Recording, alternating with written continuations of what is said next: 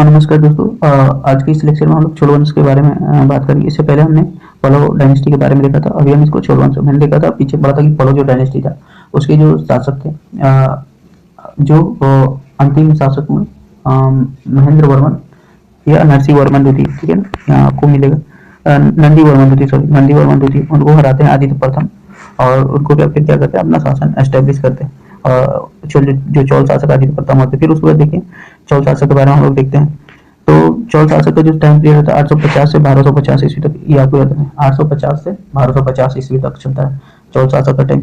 इनकी राजधानी कहाँ थी? तंजावुर थी, ठीक है ना, तंजावुर थी, तो या तंजौर भी इसको कहा जाता है, तंजावुर थी या तंजौर भी, ठीक है ना, इसको याद रखना। फिर इसका अभी हम लोग पढ़ेंगे जो जैसे पढ़ते हैं शासक के बारे में, राजनीति के बारे में, समाज के बारे में, अर्थव्यवस्था और संस्कृति के बारे में, ठीक है। ये अब लोग हम लोग देखते हैं आगे। पहला जो है विजयालय, ठीक है। पहला जो शासक होते हैं इनके, ये जो शासक होते हैं विजयालय इनका नाम पड़ता है, ठीक है ना, और ये चौलों के संस्थापक माने जाते हैं, ठीक है ना, विजयालय, ठीक है ना, इसको याद रखिए। चौलों के से क्या है, ये संस्थापक है। और तंजौर को क्या बनाते हैं, अपनी राजधानी बनाया, दुर्गा मंदिर बनाया, ठीक है ना, दुर्गा मंदिर बनाया। विजयालय के बारे में क्या क्या जानकारी मिलती है, ये चौलों के संस्थापक थे, ठीक है, और इन्होंने दुर्गा मंदिर बनाया और तंजौर को अपना राजधानी बनाया। आगे जो है प्रांतक प्रथम, जो चौल शासक में अगला प्रांतक प्रथम, इन्होंने पांड्य एवं श्रीलंका को शासक को हराया। इन्होंने पांड्य एवं श्रीलंका के शासक को क्या किया, पराजित किया, ठीक है ना, हरा दिया उनको। लेकिन कृष्ण वर्मन तृतीय, ठीक है ना, सिर्फ तक्कोलम के युद्ध में हार गए। जो कृष्ण वर्मन तृतीय हैं, ठीक है ना, कृष्ण वर्मन तृतीय जो राजपूत शासक थे, ठीक है ना, कृष्ण वर्मन तृतीय राजपूत शासक थे, वो इनसे क्या हो जाते हैं, हार जाते हैं। तो कौन से युद्ध में? तक्कोलम के युद्ध में। ये इंपॉर्टेंट है, तक्कोलम के युद्ध किनके किनके बीच हुआ? तो कृष्ण वर्मन तृतीय और प्रांतक प्रथम, राजपूत शासक किसने? कृष्ण वर्मन तृतीय और जो चोल शासक में प्रांतक प्रथम के बीच, ठीक है ना, ये आपको याद रखना। इसके अभिलेख से ग्रामीण स्थानीय संस्थाओं की जानकारी मिलती है। जो इनके अभिलेख है ना, उनसे ग्रामीण जो स्थानीय संस्था उनके बारे में जानकारी मिलती है। प्रांतक प्रथम, ठीक है, इन्होंने क्या किया, प्रांतक प्रथम ने पांड्य एवं श्रीलंका के शासक को हराया, ठीक है। उसके बाद ये लेकिन कृष्ण तृतीय जो है ना, राजपूत शासक है, उनसे ये तक्कोलम के युद्ध में हार जाते हैं। और इनके अभिलेख में जो है ना, ग्रामीण स्थानीय संस्थाओं की जानकारी मिलती है, ठीक है। अगला जो शासक होते हैं राजराज प्रथम, ये 985 से 1000 प्रथम 1015, ठीक है ना, 985 से 1015 ईस्वी तक महान चोल शासक थे, ठीक है ना, राजराज प्रथम महान चोल शासक थे। और केरल श्रीलंका पांड्य कलिंग विजय किया। देखो इन्होंने केरल को विजय किया, श्रीलंका को विजय किया, पांड्य, ठीक है ना, केरल श्रीलंका पांड्य कलिंग, ठीक है ना, सबको विजय किया, इसको ही देखना है। और आगे जो श्रीलंका के शासक महेंद्र वर्मन मतलब पंचम को पराजित किया। जो श्रीलंका के महेंद्र वर्मन महेंद्र पंचम थे, उनको भी क्या किया, उन्होंने हराया, ठीक है। और श्रीलंका के उत्तरी भाग में अनुराधापुर नामक नगर बनाया। और जो श्रीलंका के जो उत्तरी भाग में वहाँ कौन नामक नगर बनाया? अनुराधापुर, आपको याद रखना है, अनुराधापुर नामक नगर बनाया, ठीक है। ये आगे first ruler in Indian history, जिसने मालदीव पर आक्रमण किया, ठीक है ना, लेकिन मालदीव पर जिस पर क्या किया, उन्होंने आक्रमण किया। ये पहले हिस्ट्री थे, मतलब कि समझ में इंडियन में कि जो किसी द्वीप पर क्या हुआ, उन्होंने आक्रमण किया। महान निर्माता थे, ठीक है ना। ये तंजौर और बृहदेश्वर में उन्होंने क्या किया, राजराजेश्वर मंदिर बनाया, ठीक है। तंजौर में कौन सा मंदिर? बृहदेश्वर और राजराजेश्वर मंदिर बनाया। और शिव का मंदिर है, ठीक है ना, किसका मंदिर है? शिव का। और भारत में सबसे ऊंचा मंदिर है, 190 फुट ऊंचा। ये भारत में कैसा है, सबसे ऊंचा मंदिर, ठीक है ना, राजराजेश्वर, इसको याद रखना। इसमें स्थापत्य, मूर्तिकला एवं चित्रकला तीनों का समागम। इसमें किसका स्थापत्य के बारे में भी बहुत अच्छा वर्णन है, मूर्तिकला और चित्रकला का भी, ठीक है, तीनों का एक उत्कृष्ट नमूना यहाँ देखने को मिलता है, मूर्तिकला का भी, चित्रकला का भी और स्थापत्य का भी। तो ये अपने आप में किए है, ठीक है। तो अभी हम लोग इनके बारे में थोड़ा देख लेते हैं। राजराज प्रथम जो इनका जो शासनकाल हुआ 985 से 1015 ईस्वी तक, ये महानतम चोल शासकों में इनकी गिनती होती है, ठीक है ना। इन्होंने केरल, श्रीलंका, कलिंग, पांड्य को अपने में राजा मिला। और जो श्रीलंका के शासक थे महेंद्र पंचम के साथ उन्होंने युद्ध हुआ और उनको क्या, उनको पराजित कर किया। और श्रीलंका के जो उत्तरी भाग है, अनुराधापुर नामक नगर को, वहाँ उत्तरी भाग में अनुराधापुर नगर एक बसाया, ठीक है ना। और ये पहले राजा हुआ जिसने मालदीव पर आक्रमण किया, ठीक है ना। तंजौर में जो राजराजेश्वर मंदिर है उन्होंने बनाया। बृहदेश्वर और राजराजेश्वर मंदिर जो शिव का है, उन्होंने बनाया। भारत में सबसे ऊंचा मंदिर इन्होंने बनाया, 190 फीट ऊंचा, ठीक है ना।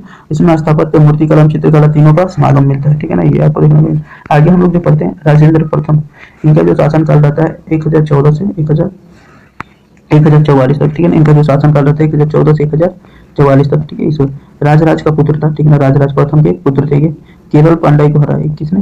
केरल और पांड्य को हराया, ये आपको देखना। और गंगा घाटी अभियान किया, गंगा घाटी अभियान किया इन्होंने। राजेंद्र वर्मन प्रथम, जो राजेंद्र वर्मन जो थे ये राजराज प्रथम के पुत्र थे, और इन्होंने क्या गंगा घाटी का अभियान किया।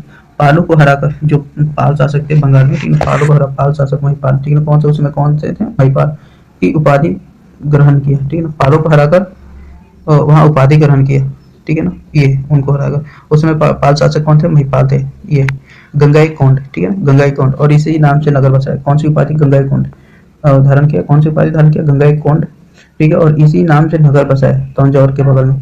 तंजौर के बगल में गंगाई कोंड के नाम का एक नगर बसा है, ठीक है ना, और मंदिर बना है, ठीक है ना, मंदिर क्या बना है, गंगाई कोंड चोलपुरम शिव मंदिर, ठीक है ना, ये भी क्या कौन सा मंदिर है, शिव मंदिर।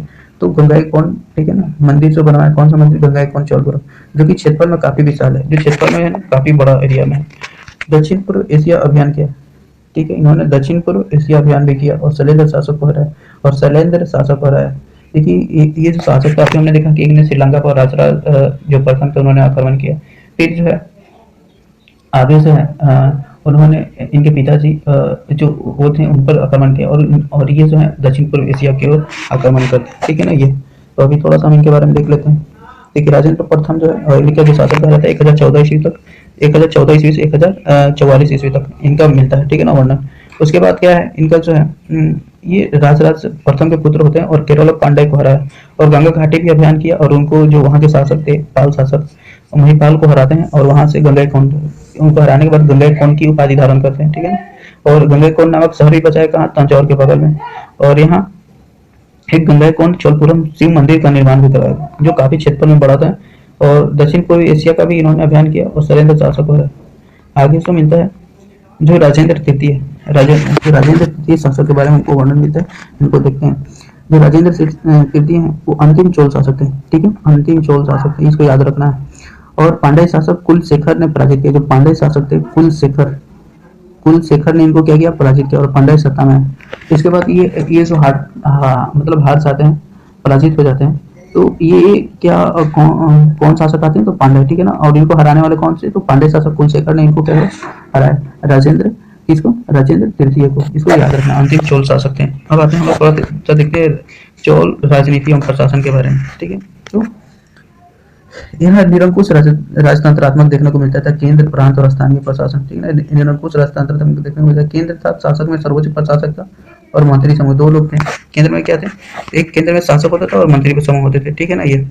और प्रांत जो था उस समय इनको, प्रांत को क्या कहा जाता था, मंडलम कहा जाता था, याद रखना, प्रांत को इनको क्या कहा जाता था, मंडलम कहा जाता था। और मंडल उसको नीचे, मंडलम को प्रांत से नीचे मंडल, ठीक है ना, जिसको वलनाडु कहा जाता था। प्रांत के नीचे जो होते थे वलनाडु, ठीक है ना, मंडल होते थे उसको वलनाडु कहा जाता था। फिर उसके नीचे जिला होते थे जिसको नाडु कहा जाता था, ठीक है। उसके बाद है जो ग्राम संघ होते थे, ग्राम संघ जिसको कुर्रम कहा जाता था, तनियुर ग्रामीण समूह, ठीक है ना, तनियुर ग्रामीण समूह, ये ऐसा वर्णन मिलता है। फिर उस ग्राम संघ के नीचे आएंगे तो आपको ग्राम मिलता था, ठीक है ना। ये केंद्र मिला, प्रांत मिला, केंद्र मिला, प्रांत मिला, मंडल मिला, केंद्र मिला, प्रांत मिला, मंडल मिला, फिर उसके बाद जिला, वलनाडु, मंडल को वलनाडु बोलते हैं, फिर उसको नाडु, फिर ग्राम संघ को कुरम, ये, और प्रांत को मंडलम, इसका, ठीक है, आपको याद रखना, ये वर्णन मिलता है। किसी को दिक्कत, ये जो अभी आप देखेंगे तो चोल राजनीति के बारे में, शासक केंद्र के बारे में जो वहाँ सर्वोच्च प्रशासक होते थे मंत्री समूह होते थे, ठीक है ना। प्रांत में जो होते थे वहाँ को मंडलम उनको कहा जाता था, और मंडल को वलनाडु, फिर जिला में जो होते थे नाडु, और ग्राम समूह में जो कुर्रम, ठीक है ना, कुर्रम, और तनियुर ग्रामीण समूह और ग्राम, ठीक है। तो प्रांत फर्स्ट के अभिलेख में जो मिलता है उत्तमरेरु, ठीक है ना, उत्तमरेरु ग्रामीण संस्थाओं के जो कार्य हैं, ठीक है ना, उनके बारे में जो मिलता है, थोड़ा सा ग्रामीण संस्थाओं की कार्य संरचना की जानकारी मिलती है। जो प्रांतक फर्स्ट के जो अभिलेख मिलते हैं ना, ठीक है ना, वो उत्तमरेरु, ठीक है ना, उसको प्रांतक उत्तमरेरु में क्या मिलता है कि उनकी ग्रामीण संस्थाओं के बारे में क्या होती है, संरचना की जानकारी मिलती है। जो ग्रामीण सभाएं होती थी उनको उर, ठीक है ना, महासभा और नगरम, उर तीन भाग थे, उर थे, महासभा और नगरम, ठीक है ना। उर जो थे वे लाल कृषक की सभा थी, किसकी सभा थी, कृषक की सभा थी, ठीक है ना। और महासभा जो थे ब्राह्मण की सभा थी, किसकी सभा थी, ब्राह्मण की। और नागरम जो थे व्यापारियों की सभा थी। तीन सभाएं आपको देखने मिलती है, नागरम व्यापारियों की सभा, महासभा किसका, ब्राह्मण की सभा, और हुर जो है कृषक की सभा देखने को मिलता है, ठीक है ना। और देखिए चुनाव होते थे, शर्तें क्या होते थे कि चुनाव शर्तें क्या होते थे, 30 वार्ड में बंटवारा होता था, ठीक है ना। कौन से 30 वार्ड्स में इनका क्या होता है बंटवारा, प्रत्येक उम्मीदवार खड़े होते थे, ठीक है ना, प्रत्येक पर उम्मीदवार खड़े होते थे। चुनाव लड़ने की उम्र जो थी 30 से 70 तक थी, 30 से 70। शिक्षा क्या था, वेद पुराण होना चाहिए, ठीक है ना। और चरित्र क्या था, भ्रष्टाचार नहीं होना चाहिए, अपराधीकरण नहीं, ठीक है ना। ये चुनाव उस समय भी देखिए चुनाव लड़ने के चलते उम्र 30 से 70 था, और शिक्षा वेद पुराण का होना चाहिए, भ्रष्टाचार नहीं और अपराधीकरण नहीं। और 30 वार्ड को ना, ठीक है, फिर उसको वरीयम समितियां, ठीक है ना, 30 वार्ड में वरीयम समितियां होती थी, जैसे तालाब, उनका जो है तालाब निर्माण, व्यापार, सड़क निर्माण के बारे में ये देखते थे, ठीक है ना, तालाब निर्माण, व्यापार और सड़क निर्माण के बारे में, ठीक है ना। तो ये उनको देखने को यहाँ मिलता है। किसको दिक्कत ये। तो अभी हम लोग देखिए, ये अभी हमने पढ़ा जो चोल शासक थे उनके में, थोड़ा सा उनका हम लोग फिर से एक बार देखते हैं, ठीक है ना, जो हम लोग कंसोलिडेट कर लेते हैं।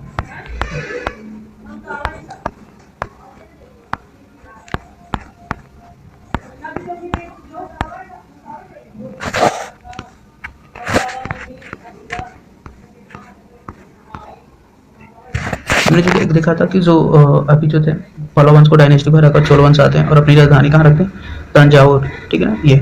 और उस समय के हम लोग ये शासक राजनीति, समाज और संस्कृति पर थोड़ा सा ध्यान देते थे कि विद्यालय क्या है, चोलों के संस्थापक थे, ठीक है।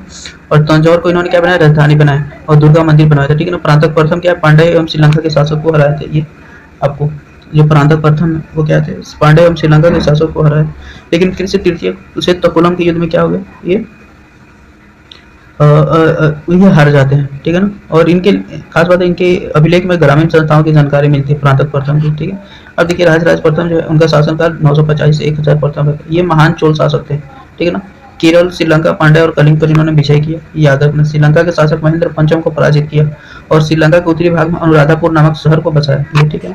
और ये first ruler in Indian history हुआ, देखिए फर्स्ट पहला शासक है जिसने मालदीव पर आक्रमण किया, ठीक है ना। और वहाँ और अपना साम्राज्य भी निर्माण किया, ठीक है। तंजौर में बृहदेश्वर और राजराजेश्वर मंदिर बना जो शिव के मंदिर है, भारत में सबसे ऊंचा मंदिर है, 190 फीट ऊंचा है, ठीक है। इसमें स्थापत्य, मूर्तिकला और चित्रकला तीनों का अच्छा समागम देखने को मिलता है।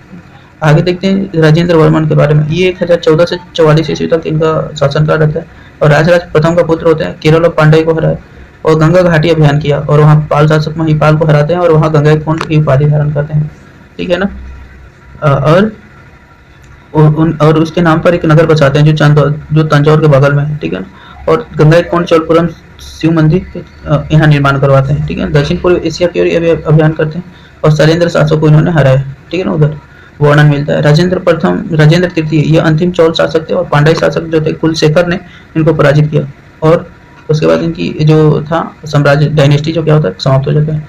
और चोल जो राजनीति एवं प्रशासन के बारे में देखते हैं तो आपको राजनीति में देखिए केंद्र है, प्रांत है, केंद्र मंडल थे और उसके बाद उसको फिर मंडल, केंद्र प्रांत के बाद मंडल आते हैं, मंडल के बाद उनको जिला और फिर ग्राम संघ और ग्राम में ऐसे बांटा गया था, ठीक है ना।